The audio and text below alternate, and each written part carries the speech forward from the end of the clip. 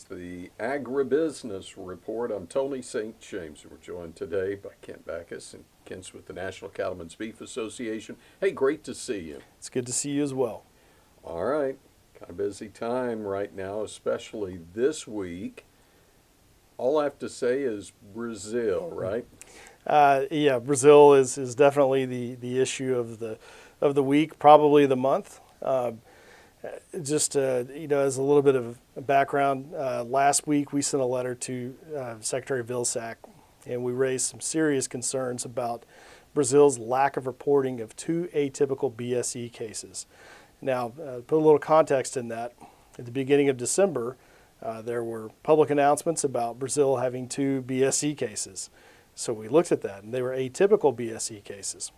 Well, atypical cases are kind of a freak of nature anyway. So to have two of them on the same day is extremely rare. So we wanted to look into this a little bit more. We started looking at the reports filed with the World Organization for Animal Health, otherwise known as the OIE. And those are public reports. So we looked at the reports and we started looking at more of the details. Well, these are not two cases that happened on the same day. These are two cases that were reported on the same day. But when you look at when they actually occurred, one happened at the beginning of June, the other happened 2 weeks later, but they weren't reported till the beginning of September. Obviously, that raises a lot of red flags. These are, BSE is something we take very seriously. And in the United States and many of the other countries around the world that are part of the WTO that respect the OIE guidelines, we report these cases within 24 hours. That's part of our commitment. So why did Brazil take several weeks to report these? So anytime you start to see discrepancies like that, it should set off alarms. There should be, active investigation and, a lot of questions to be raised. So that's what we're trying to do, is direct these questions towards USDA to look into this, to investigate it. Unfortunately, this is not the first time that Brazil has failed to report these kind of cases. They had another case in 2019 that took, over a month to report. They had another case in 2014, same circumstances. They had another incident that happened in 2010 and was not reported for 2 years. 2 years. So Brazil has a track record of not reporting these cases. I think it's also important to remember, atypical BSE is not a reason to shut down trade. As far as the OIE is concerned and their recommendations, that's not a justification to restrict trade. Some countries still choose to do that, but we don't. And honestly, the United States, we've had atypical cases. But when we've had them, we've reported them. And because of that, we've been able to see our continuous trade. We keep that trust with our trade partners, and we're able to continue to move forward. But Brazil, it's a different question. So we looked at all of the reporting for the last 10 years at all these cases reported to the OIE. And we found that, every country, with the exception of Brazil, reports these things within a matter of days. Why should they be treated any differently? They have a privilege of exporting to the United States that comes with, USDA's stamp of approval saying that their system is equivalent to ours, that they've undergone a rigorous audit process, and that, at least on paper and in what our auditors have been able to see, that this is truthful and that it is essentially equivalent. But this kind of calls into question those things because, Brazil, if they're not going to report these kind of cases that are not trade restrictive, then is it possible that they're failing to report cases that could be trade restrictive? We're talking about animal health diseases like classical BSE or African swine fever or avian influenza or the one that keeps us up at night, foot and mouth disease. So we're not saying that all of these things are happening in Brazil right now, but we are saying that we have serious questions of whether their central competent authority, their USDA equivalent, is doing its job, and if they have the veterinary laboratory diagnostic capabilities to make sure that they are in compliance with all their commitments to the United States and their other trade partners. So we put all this in a letter to USDA. This is something that started to gain traction.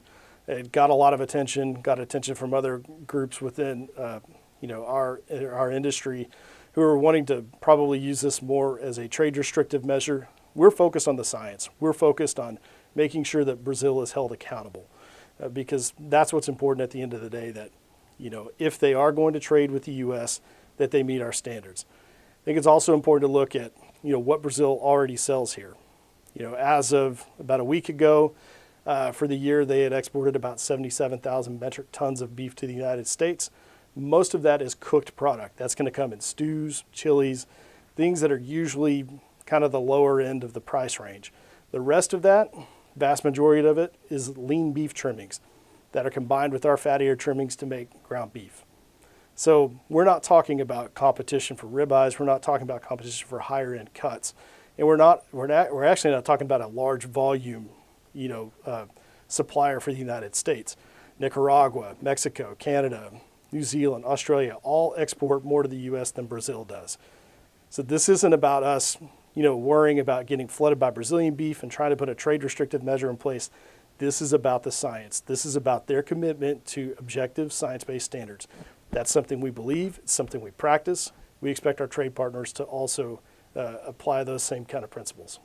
So you've got that letter to Secretary Vilsack. So the next question becomes, where does this go?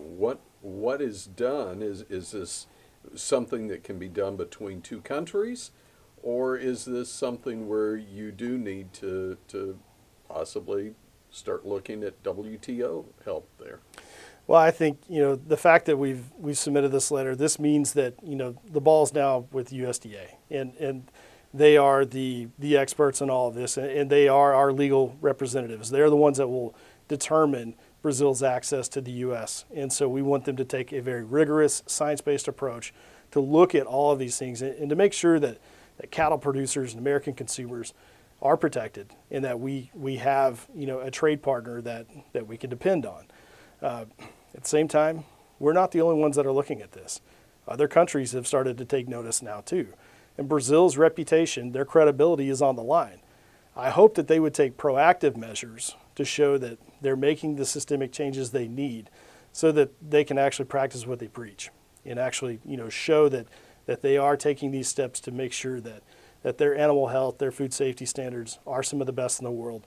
Because right now they have that stamp of approval from USDA. I think it's important that they justify it. So some will use this, maybe, as a place to launch into the importance of country of origin labeling.